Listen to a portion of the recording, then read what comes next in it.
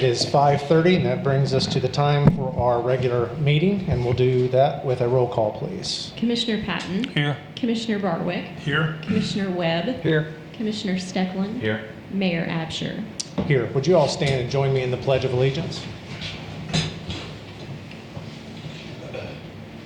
I pledge allegiance to the flag of the United States of America and to the republic for which it stands, one nation, under God, indivisible, with liberty and justice for all.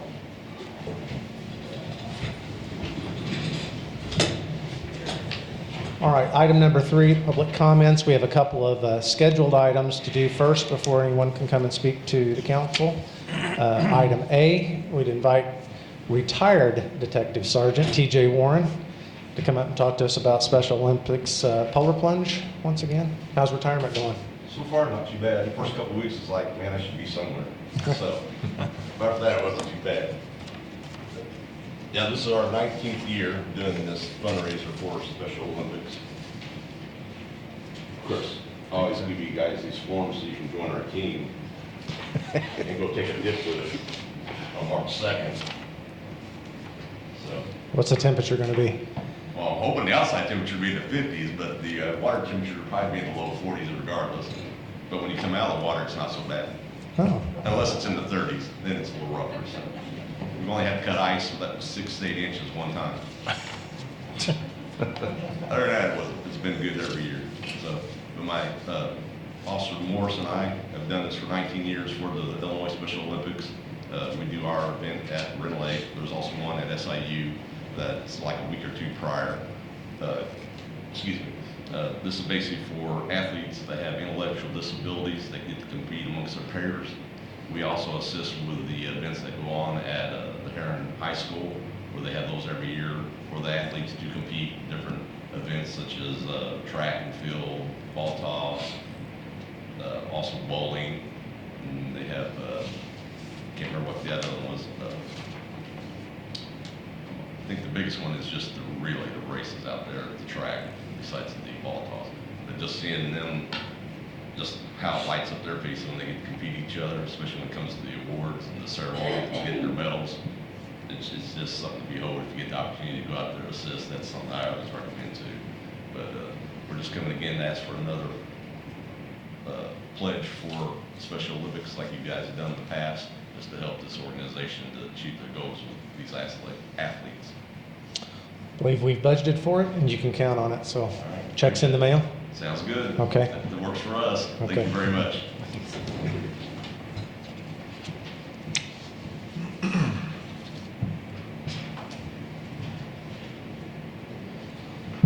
Council and guests, we have an opportunity tonight to recognize one of 2 special young ladies that I think it was last week or maybe week before.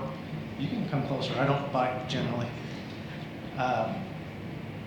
This is Bella Mings, and she is one of 2 of 37 students in Southern Illinois out of 11 different schools that were honored by the Chancellor of Southern Illinois University in Carbondale with a Chancellor's Scholarship. And my understanding is that's a value of about $104,000 that includes tuition, fees, housing, and even food for 4 years. I presume that's in recognition of many things, but your scholarship, your maybe athletics, and you can tell us about that a little bit. Alexis Usey is the other student in town in our high school that was awarded the same scholarship. It just so happens that both of them are part-time employees at the Marion Cultural and Civic Center. So we wanted to take this opportunity, since they're 2 of our own, to recognize them in this council meeting. And I'll have to get Alexis hers because I think she's maybe at a basketball game, which is not unusual, I think, on a Monday night. But anyway, I recognize this is a very small token of our appreciation, but maybe you'll carry it with you to school and you'll remember it, that we're proud of you. We're happy that you've worked for us at the Civic Center for so long, and just very, very proud of you and what you've accomplished. And for what it's worth, I'm an SIUC grad, so I hope you choose to go there. So, but anyway, congratulations and thank you. You're welcome to talk to the group if you like. Tell them about yourself a little bit if you like. Is that okay? Okay. Are you proud parents? Okay, you're welcome to come up here and stand right here and get a picture with the paper. Go ahead. Well, first of all, I just appreciate it so much. Thank you all for having me here today. I still feel like I don't have the words. I can't believe it. Other than that, I just feel extremely blessed and thankful for this amazing opportunity that I've been given. So thank you all very much. We're very proud of you.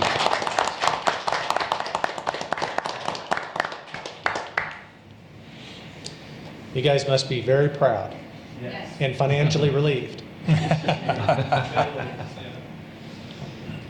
Well, we are glad that you joined us tonight, and I will make sure I meet with Alexis separately and give her a challenge coin. But that's the equivalent of the key to the city, so that's our version of it. So I hope you keep that. All right, moving on with the public comments. Is there anybody else or anyone that would like to come talk to the council? Yes, ma'am. Okay, would you mind to come up to the podium?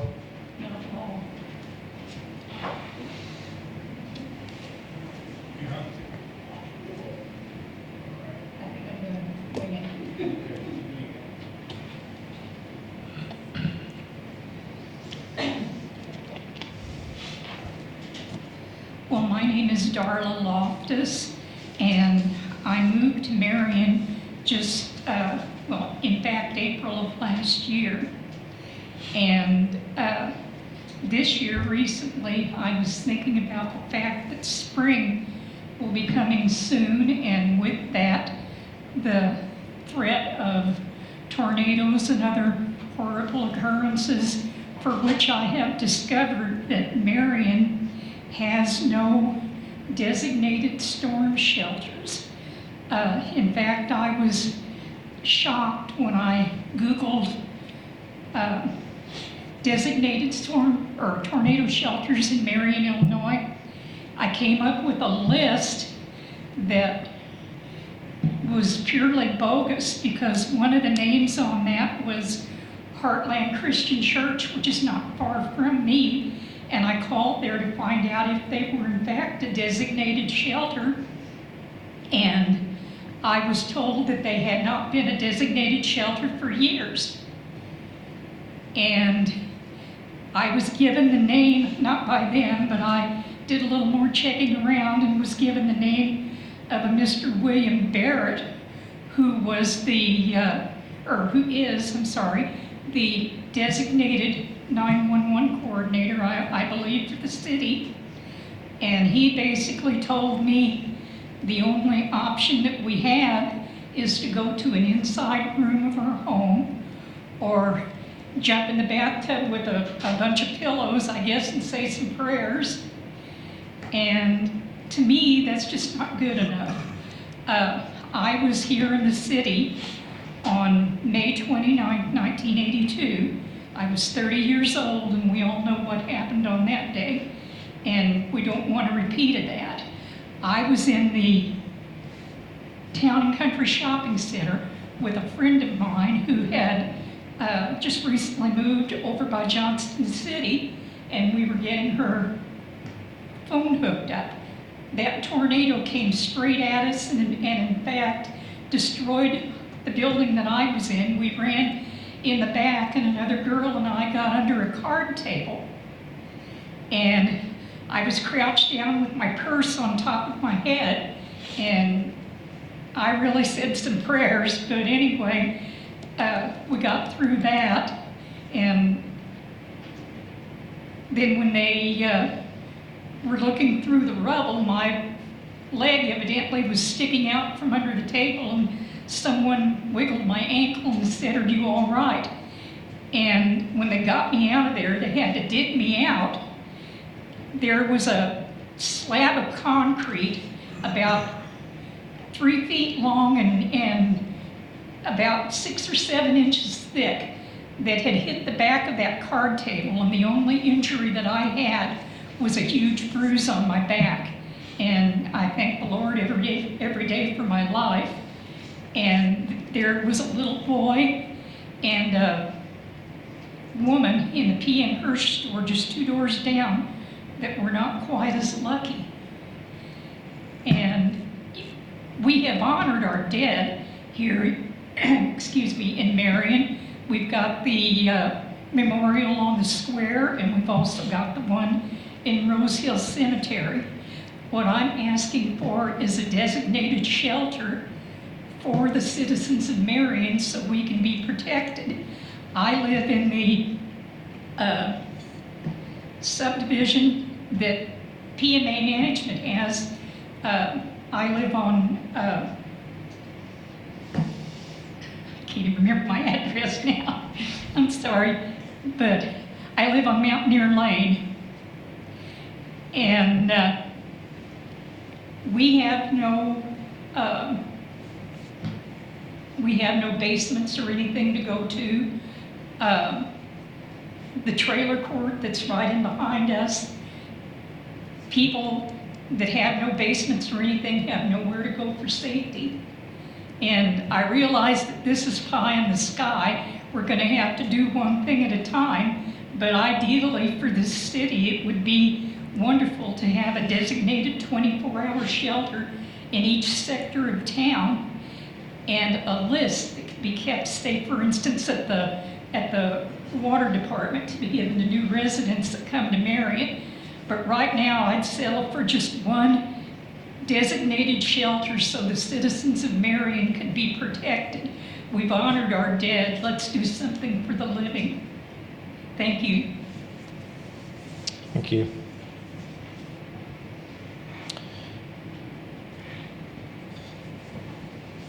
Anyone else?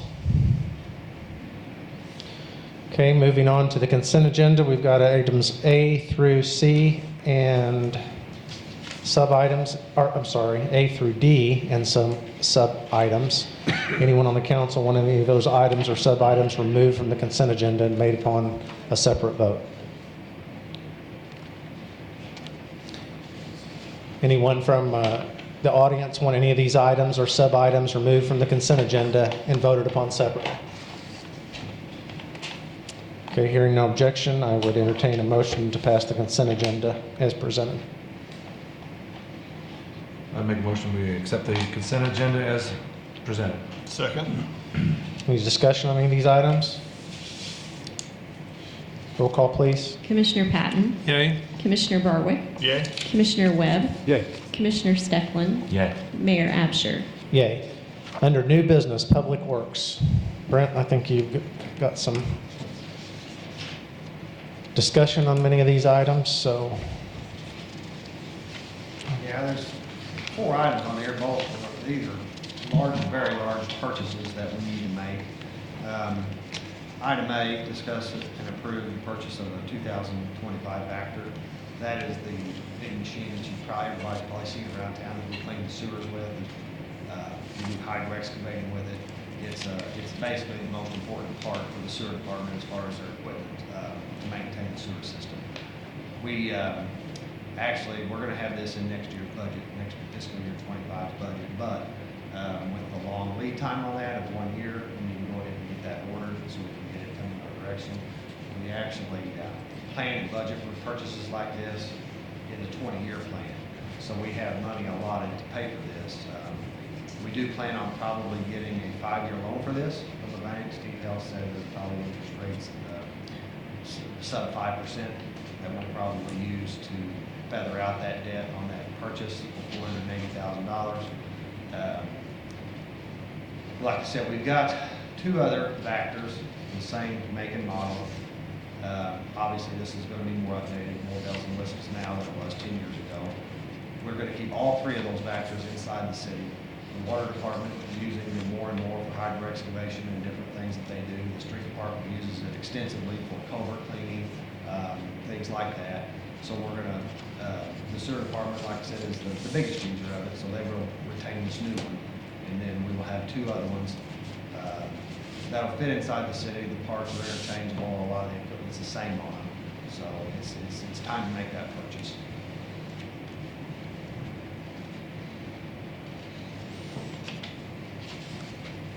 Brent, what are the model years of the other 2?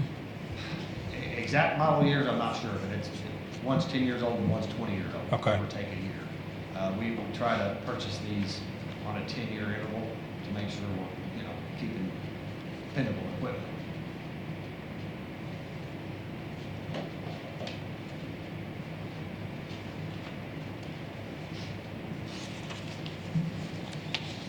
We've had very good luck with Vector product also. Service department's very good. They come down annually for safety training on it.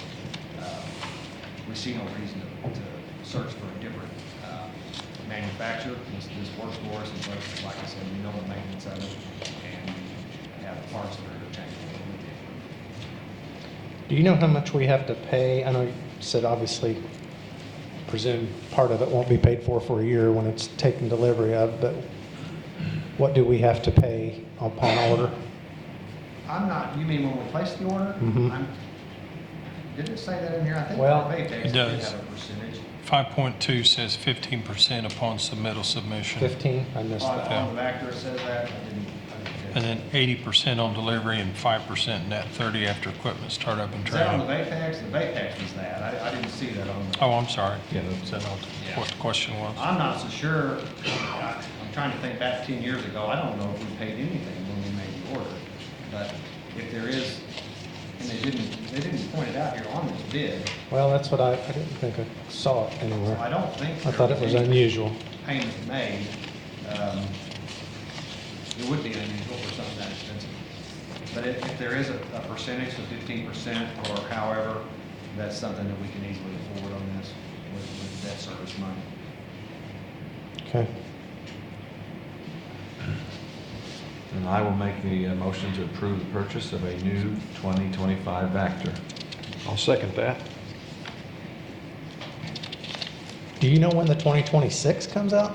Because it seems like we're kind of on the cusp of it being changed over to a 25 now. So in a year, will it be still a 25 or will it be a 26? They quoted it 2025, Okay. so I'm assuming that's going to be the model year.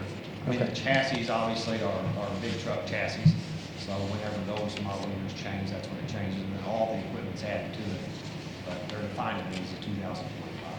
Okay. Any other questions on item 5A?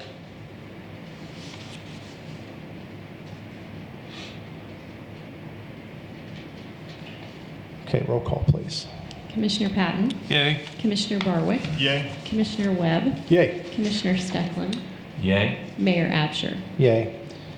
All right, walk us through this purchase in item 5B, the Vapex. This is something I believe we might have talked about and even approved last year for the Vapex system.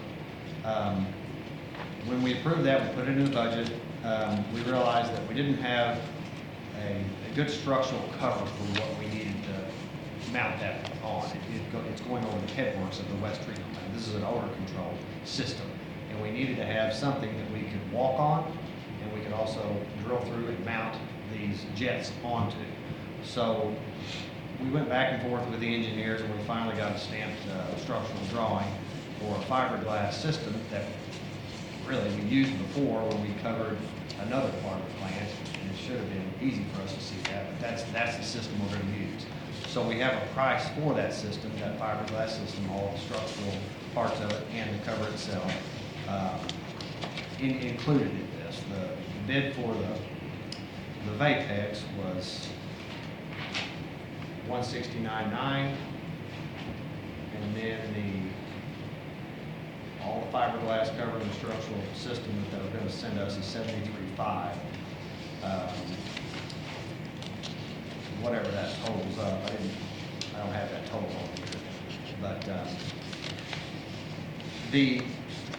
you probably don't remember talking about it. Everybody knows we've got an odor problem down there along Route 37. This system, we did a mid-scale trial last year and had really good results. I mean, we were able to minimize almost to zero the amount of odor coming out of that headworks. Because it's covered, they use a technology that combines ozone, which is a very strong oxidizer, to inject water and air into the system and basically eliminate the odor, this hydrogen sulfide that people smell and things like that. In addition to that, it eliminates grease and all kinds of other nasty things in that headwork. So it's multi-purpose. This company's been around for 20 years. I'm surprised we haven't heard about it until the last couple of years, but it's a tried and true system. So, and like I said, I believe we voted to go forward with this project last year, but we've had to add to it, so that's why I'm asking for a vote for the additional equipment. Are you proposing going with the extended warranty that's listed on here? That is something that we probably will do. We probably will, I think you can extend that for 10 years on an annual basis. And along with that, they do, I think, semi-annual site visits to make sure the equipment's operating properly.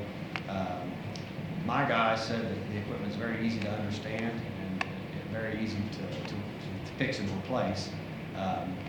But having that extended warranty to make sure it's functioning 100% of the time is probably a good idea. Is that extended warranty? It comes with a 1-year warranty, so I'm sure we have this first year. Does the extended warranty pay all parts and labor, or is it just percentage? Or? It does cover a lot of, I don't think it covers 100%. I think it's prorated somehow, the way I understood it. Brent, can you talk a little bit about the cost savings we're probably going to see on chemicals and stuff too on that? Well, we spend, just on odor control for that headworks of that plant, counting the different pump stations that we have to feed into, we probably spend $150,000 on chemicals. If we can see a reduction in that of half, you can see where the payback will be fairly quick on the payback. And I expect it to be half of the chemicals, and hopefully less. So this is a money-saving thing in the long run. Chemicals, you're feeding those all the time, every year, all year. So this will be a savings, projected savings. There will still be some chemicals fed at different places in different locations that aren't even applicable for this, but we will surely cut the chemical expenses that we have by probably $70,000 to $80,000 a year.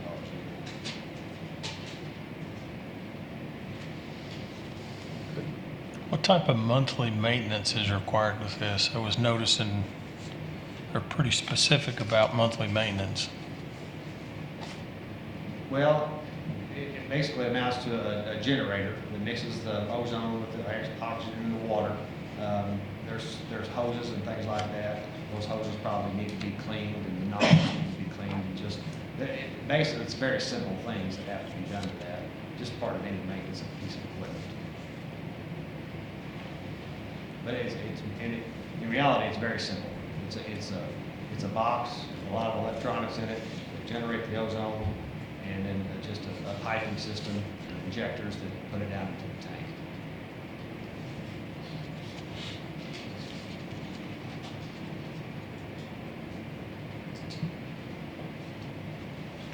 All right, then I would, go ahead, you got any more questions? Okay. I will go ahead and make a motion to approve the purchase of a Vapex odor control equipment and fiber glass cover system for the Schreiber treatment plant. Second. Any further discussion or questions on this item? Roll call, please. Commissioner Patton? Yay. Commissioner Barwick? Yay. Commissioner Webb? Yay. Commissioner Stecklin? Yay? Mayor Absher? Yay. Brent, item 5C. 5C. This is a little bit of an unusual way to do this. We had a truck in this year's budget to purchase a new truck. We had really good success when we bought the service truck that has the crane on it. We got a not to exceed bid of, I think, $75,000 or $80,000 for that piece of equipment. Those new were like $200. So it was definitely a big savings to the city to be able to just go out online, find this truck somewhere, and be able to purchase it with the approval of the council that we didn't exceed a certain amount. And that truck has been invaluable for us. It's been a lifesaver. We're thinking doing this with a half-ton pickup truck that we need. We see no reason we couldn't buy used, and we could search out a used vehicle to save some money. We've got a do not exceed price of $45,000 here. That's about what the guys researched and found that a new truck that we need would be. A crew cab half-ton truck, work truck model. But I believe we can do better than that. We have some leeway, and we're able to make a deal with somebody when we find a truck that makes sense. And to keep it competitive, and I know that's a concern, we can provide documentation where we research multiple trucks. We're not partial to any make or model. We've got all three, Ford, Chevy, and Dodge at the sewer plant. So we can, it would be more like an individual, I guess, going to buy a car, and they were just pricing, and they found the best deal, and they did that. So if that's okay with you, I would like to pursue this like this, because we ran into, the street department just ran into their last truck, took, I don't know, 10 months to get, and we just assumed it a little faster than that. The backlog on trucks, it may not be as bad now, but I know there's a long lead time, and we ran into that too, trying to order a new one, and sometimes you get a 25, sometimes somebody's got a 24, and there's arguments about that, so if we could just be able to make the decision, it would be a lot easier on us, and I think we can save the city money.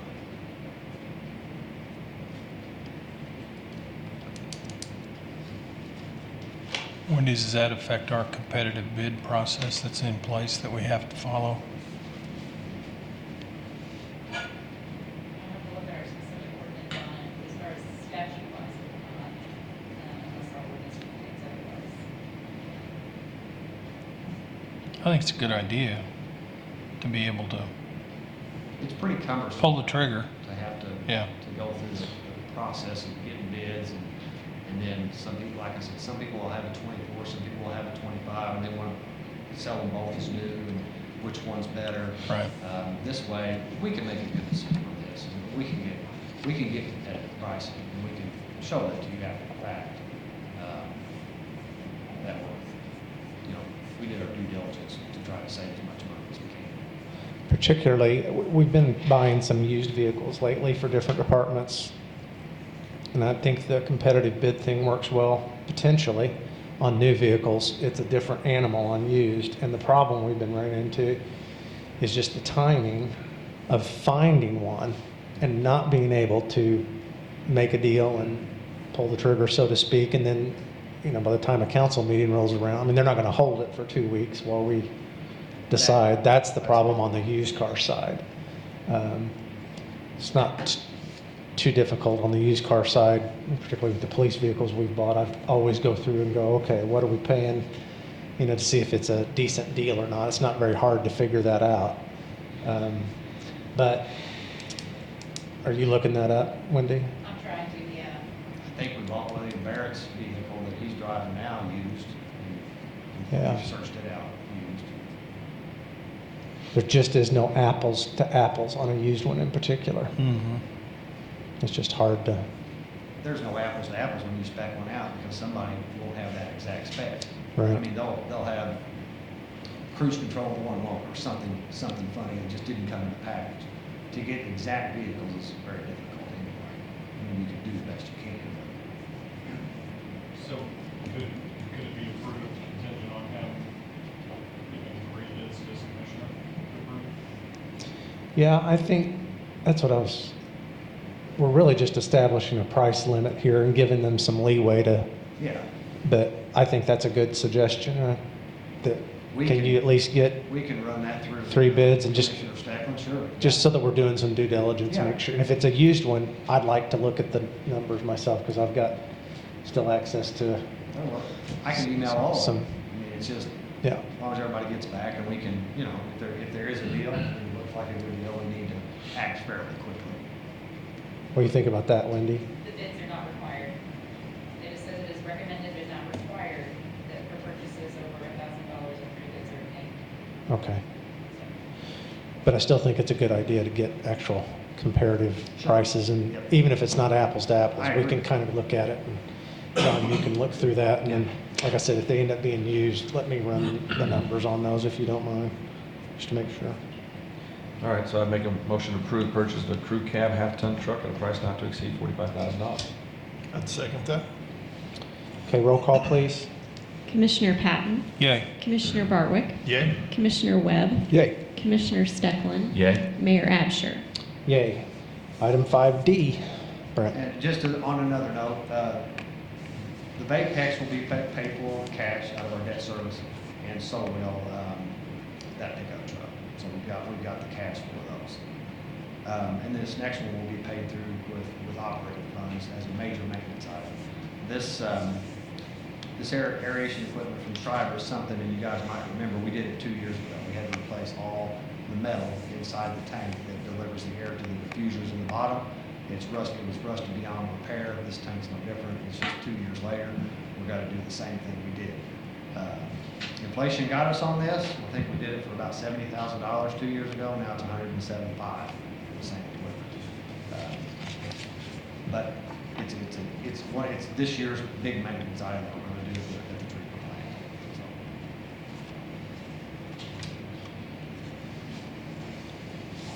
I will make that motion to approve the purchase of a new aeration equipment for the Shriver plant. Second that. Any questions on 5D? I'm assuming everything you're replacing is steel, right? It's galvanized metal, yeah. Is there any- Well, there are some diffusers included in this, I'm sure. Is there any way that we could move to something that's not as corrosive, like aluminum or something like that? Or is that not an option? What, I think the cost would be extensive.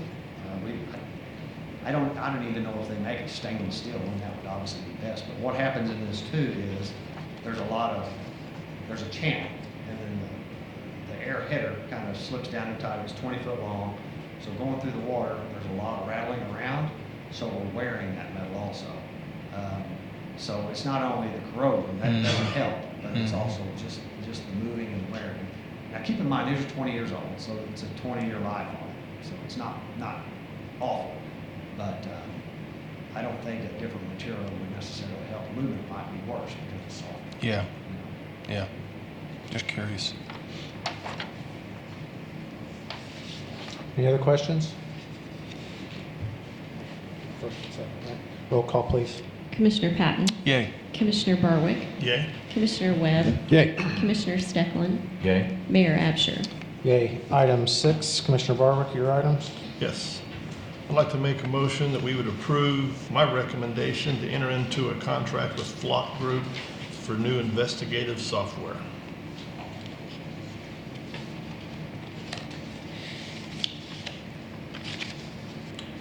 For a second. I would second that, yeah, sorry. I was reading. Yeah. Sorry, Joe. Any I wanted to make you sweat a little bit. Any questions on this?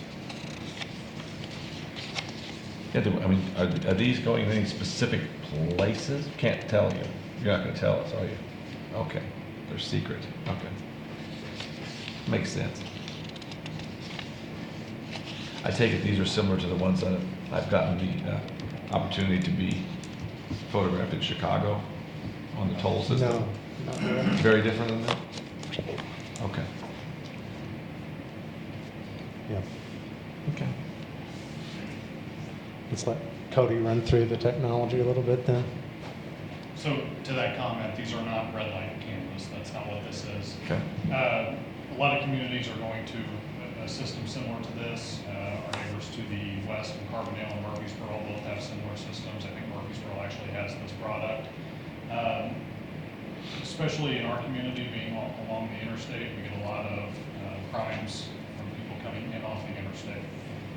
This will allow us to work with those retail crime victims to figure out make and model vehicles, license plates. If people get that information, we can then use that information and share that with our law enforcement partners in the region, other states, to track down those criminals. And that's the end game here. That's the goal.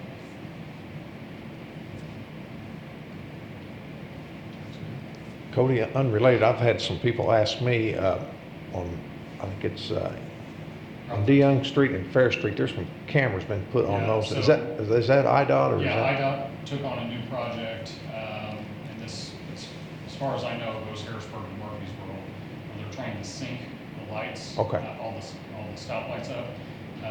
Recently, in all of their traffic boxes, they were able to get fiber internet installed through that entire span. So the goal was that, it's always been the case, but now with technology, I think it makes it a little easier. If you get on at the right time, you drive the speed limit, theoretically, with this new syncing of those lights, you should be able to get to Harrisburg, Murfreesboro without having to stop at the road light. Yeah. Practically, I don't know if it's gonna work, but that's the goal. That was our goal. Didn't mean to distract you there. No, but you're- That reminded me of that. Yeah, I fielded those questions. Yeah. Other questions? Roll call, please. Commissioner Patton, Yay. Commissioner Barwick, Yay. Commissioner Webb, Yay. Commissioner Steckland, Yay. Mayor Absher. Yay. Item 6B. I'd like to make a motion from the recommendation of Chief Fitz to purchase a used vehicle for the Marion Police Department. It is a budgeted item. What's the cost on that?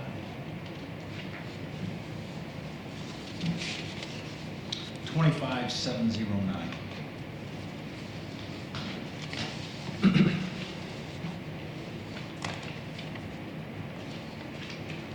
I'll second it. You guys are off your game. I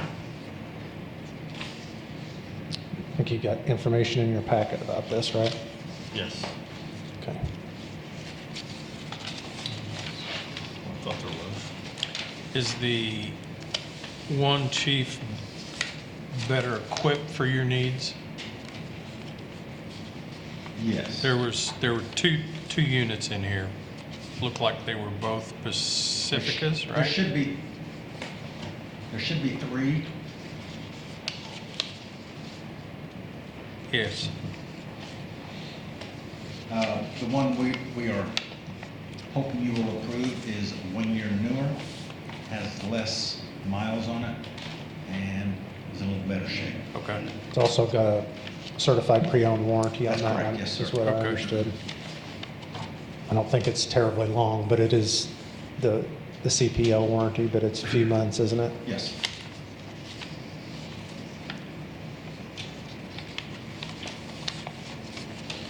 Okay. Roll call, please. Commissioner Patton, Yay. Commissioner Barwick, Yay. Commissioner Webb, Yay. Commissioner Steckland, Yay. Mayor Absher. Yay. Item 6C. Where we at? Okay, I'd like to make a motion to approve the recommendation of Chief Fitz to hire Ashlyn Sharp for the vacant animal control officer position at the specified rate per the collective bargaining agreement.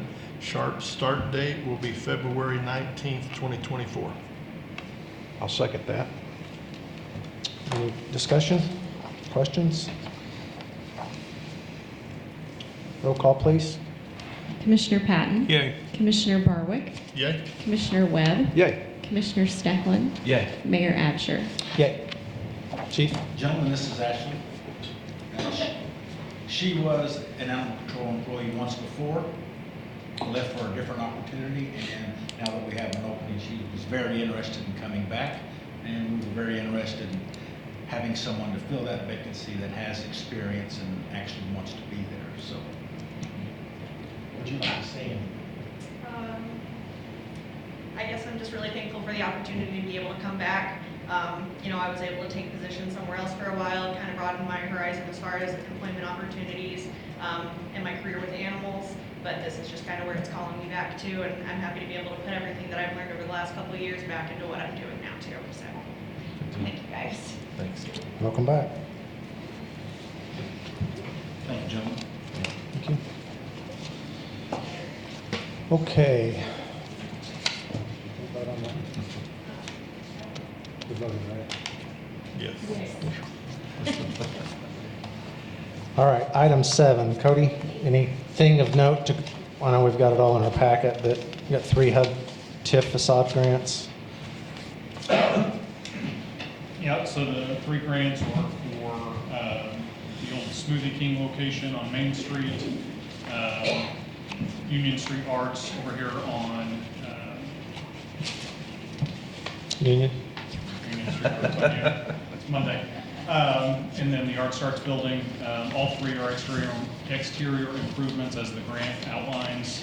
All 3 are good projects. I think a new paint job is to come for the Smoothie King building, some touch pointing at the Union Street Arts building, and a new roof at Art Starts, all of which are needed. So those are the 3 grants, and based on the applications, all 3 qualify for the program as designed.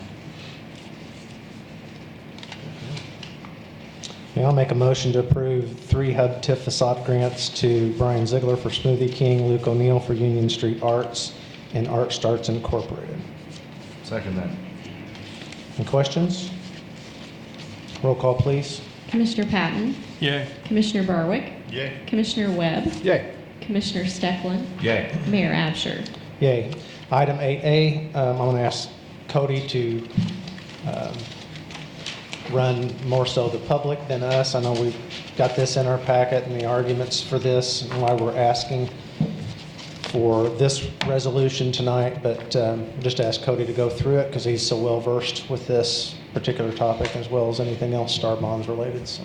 Yeah, so statutorily, the legislation allows for the maximum maturity of star bonds to be extended from 23 years to 35 years. Very similar in concept to TIF. TIF districts in turn can get extended 13 years to 35 years from their original inception of 23 years. The goal of this, especially in this application of star bonds, is really twofold.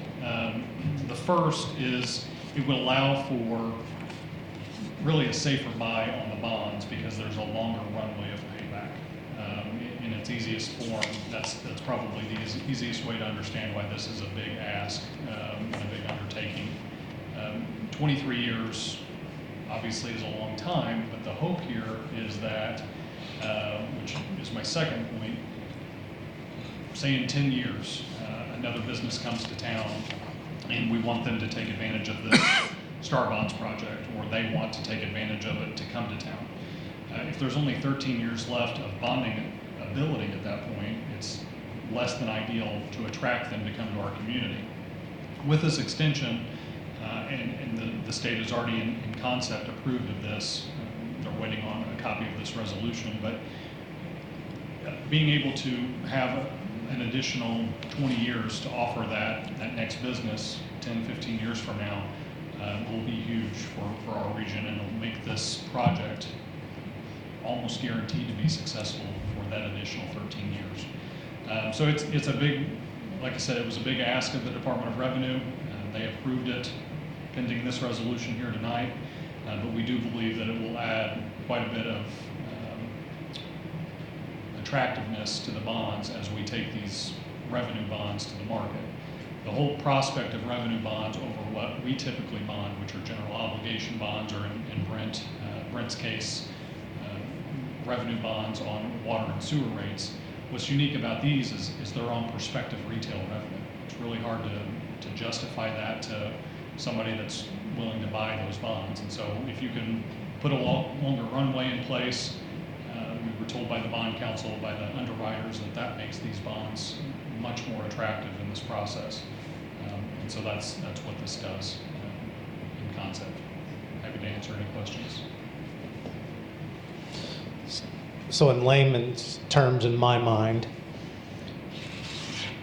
this hasn't changed the project and the scope of it or anything like that. But that being said, this has never been done before in the state of Illinois. And so if we contemplate issuing a 20-year, 25-year bond for this, 23-year would be the maximum And in they this. really like 25.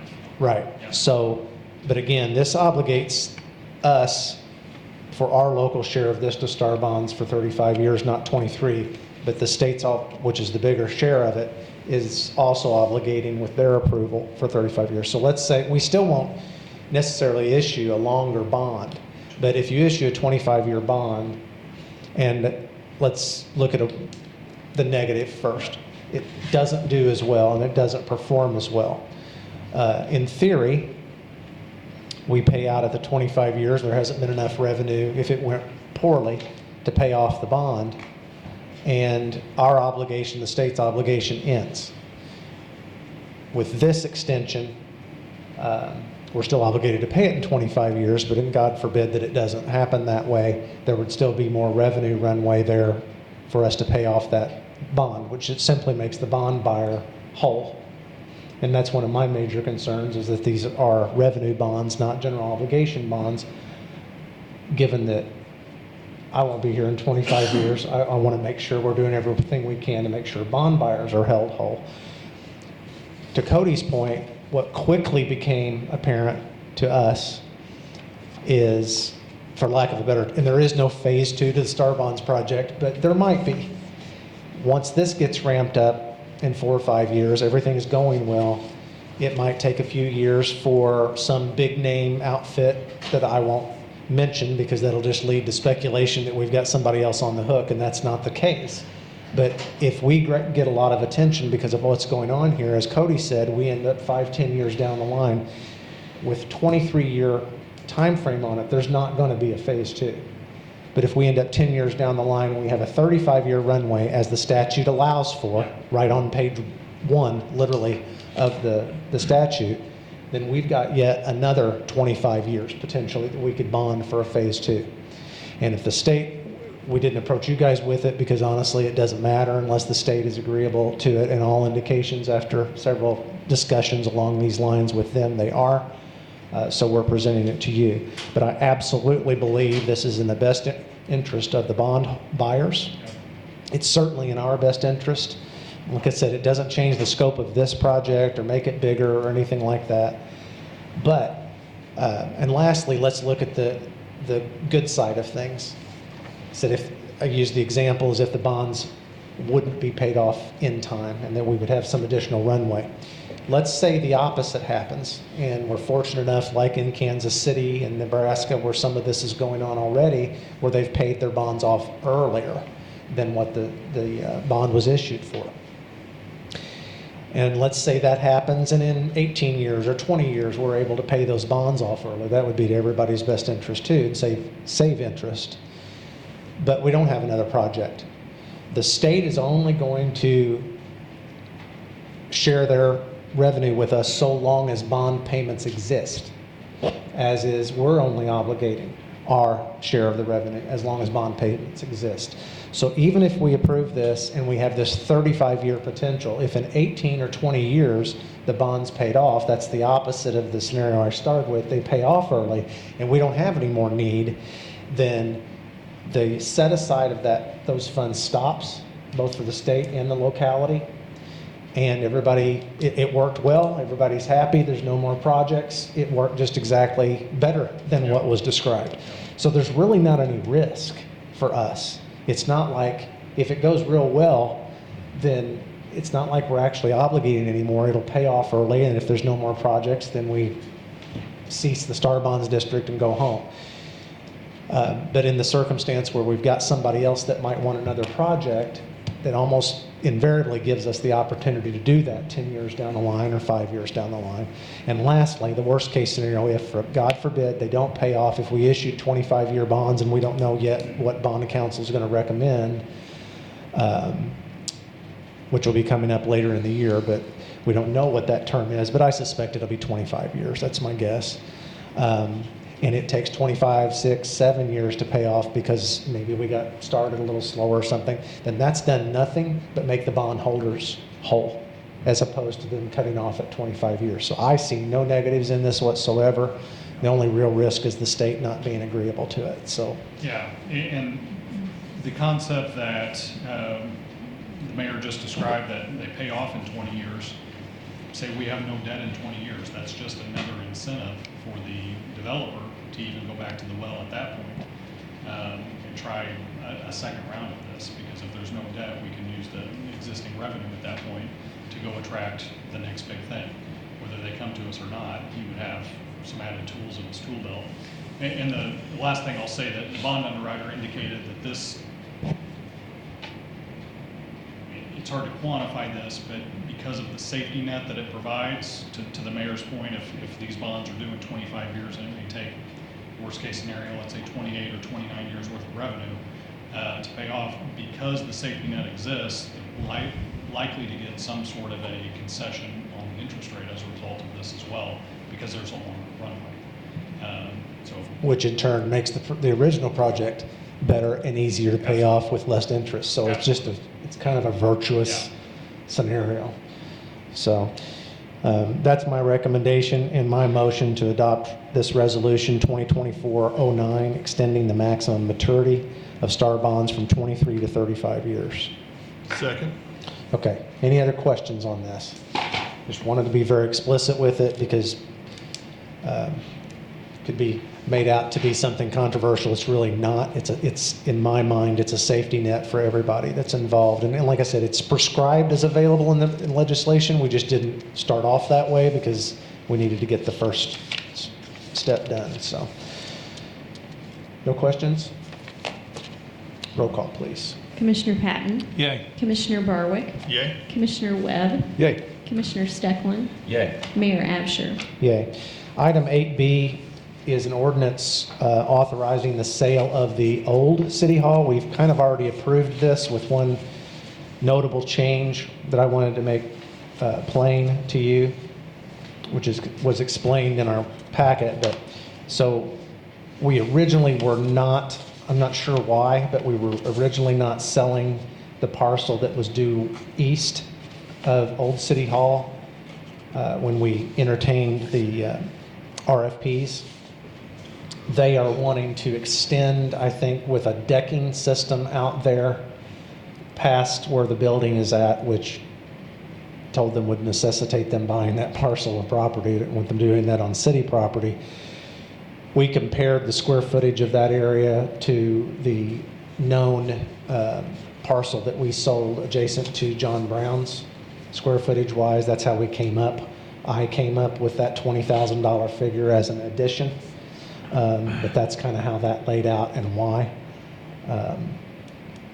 So we're actually selling it for $220, not $200 for both of those parcels, which we'd agreed to $200 just for the City Hall building, old City Hall building. And again, this is for the folks that own the Route 51 Brewing Company in Elkville. I don't know that there is a name yet for this development. There is, it's in here. Well, for the company, but do they know what they're going to call the actual venue? Yeah. So I will say this, he's over there almost every day planning and then sketching out, so he is fired up and ready to go, and they have their financing all lined up, and they're ready for us to close. So that's my motion to approve ordinance 3937, authorizing the sale of real property. Most specifically is the sale of the old City Hall at 1100 Tower Square Plaza and the parking lot parcel to the due east of that for $220,000 in total. Second that. Any questions on that? Roll call, please. Commissioner Patton, Yay. Commissioner Barwick, Yay. Commissioner Webb, Yay. Commissioner Stecklin, Yay. Mayor Absher. Yay. Item 9, Commissioner reports. Commissioner Webb, we'll start with you tonight. Yeah, with streets, we've been working on some new sidewalks on 3rd Street. We've done some drainage work and tile work on Pemberton, Future, and Garfield streets. Taking down the ice rink. I noticed it's gone this evening when I come Today. around, so, yeah. And taking down some of the decorations from Christmas. We're patching a lot of potholes. That deep freeze we had back in January, it's kind of showing up as we get rains. It wants to tend to crack the pavement, so got a lot of potholes. Be patient with us. We're trying to get them patched as they surface. So, cemetery, we had 7 burials in the month of January. That's all I have. Commissioner Stecklin? Public Works has been very busy, as has the Pavilion and the Civic Center. One thing though, this new truck that we're gonna get, it looks so nice. I know the fire trucks get to be in the parade, but I'm thinking this thing's so nice. You will have to get it really quick. It comes after the parade that you can't. At the end? Yeah. It's after the horses. But anyway, no, but I don't have anything tonight. We'll have a whole lot of trivia and stuff for the next meeting, so. Commissioner Barwick? Have a report from the Marion Police Department for the month of January. There were 86 city ordinance violations, 338 criminal/traffic citations issued, 32 warrant arrests, 357 incidents reported, 140 traffic accidents, and 4 DUIs. There were 1,809 dispatched calls, 1,674 911 calls, 4,137 non-emergency calls, and 158 ambulance calls. For the narcotics unit, there were 218 citations issued, 2 warrant arrests, 76 arrests made, 2.26 pounds of methamphetamine, 66.36 pounds of cannabis seized, 24 grams of a controlled substance, 2 grams of cocaine, 2 grams of fentanyl, 1 unlawful use of weapon, 11 package interceptions, 5 alcohol offenses, 4 sex offenses, 1 stolen vehicle recovered. There's a total of $520 U.S. currency seized, 2 search warrants were conducted, and 1 controlled purchase. And that's all I have. Commissioner Patton, Don't have anything. how's our new treasurer working out? Good. Going to fit right in. Good guy and very conscientious. With a wicked sense of humor, by the way. Okay, anything else to come before the council under miscellaneous?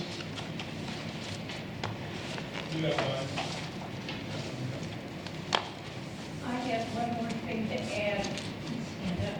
One more thing to add about the crucial need for a designated tornado shelter, storm shelter. I am volunteering to do anything that I need to do to help make this thing a reality. I feel that strongly about it. And I'm more than happy to leave my minivan rescue phone number with City Hall. I will help in any way I can, even if it means going door to door and knocking on people's doors. Because we really, with the fancy early warning system we had, what good is that if we have nowhere to go for safety? And I want to thank the mayor and the council for allowing me the time to address the situation tonight. I do want to make a couple of comments I thought about after you spoke the first time. First of all, I'm pretty sensitive to this issue too. I survived the 1982 tornado, and I have a high degree of respect for both tornadoes and chainsaws, both of which were my first and second near-death experiences. The schools in town have tried in the past to build tornado-safe rooms. I don't know if the shelter is the right word. And I may not know, maybe I shouldn't say this because I'm not exactly sure what all the definitions are of these terms that I'm using, but I can tell you that to be able for a school or us or anybody for that matter to be able to call something a tornado shelter requires a pretty stringent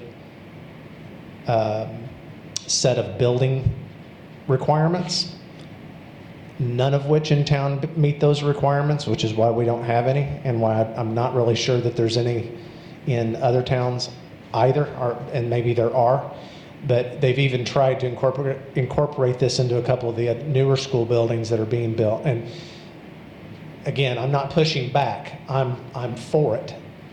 I'm just trying to give you a scale of what the challenges are to it.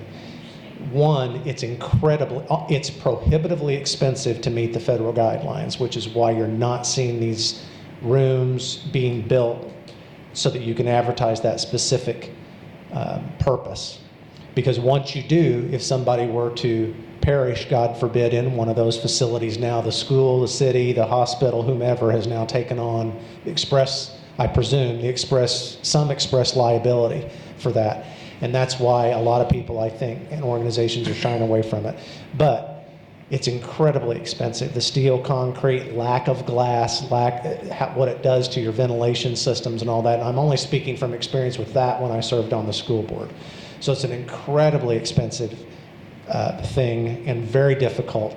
Matter of fact, I know that the school did spend the extra money, only to find out that it still wasn't enough, and ultimately that facility was decertified.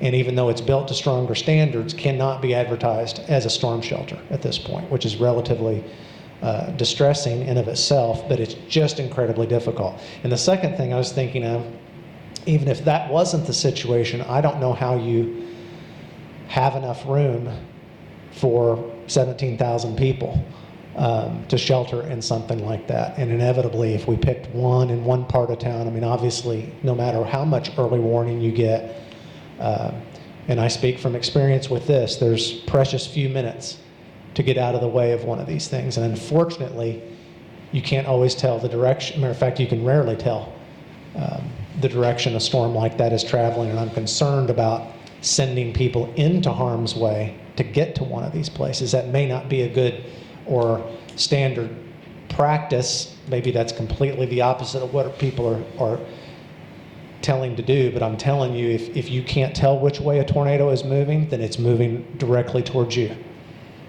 I lived it. So I'm really concerned about the position that we take in advising people what they should do and where they should go in that situation, especially when they're in a panicked environment like that. I can also attest to you're not thinking real clearly in that circumstance. So, but I completely 100% empathize with you on that. It's just not very simple. Thank you, sir. Okay. Anything else to come before the council under miscellaneous? Anybody have a need for an executive or closed session tonight for a valid reason? Okay, hearing no need for executive session, I'd entertain a motion to adjourn the regular meeting. I'll make a motion, we adjourn. Second? Roll call, please. Commissioner Patton. Yay. Commissioner Barwick. Yay. Commissioner Webb. Yay. Commissioner Stefan. Yay. Mayor Absher. Yeah. Darla, I would like to have Cody write down your phone number so that if I find out different information, I'd like to follow up with you. And I promise I will research this. But I'm not promising I can do much about it. Okay? That's what I got.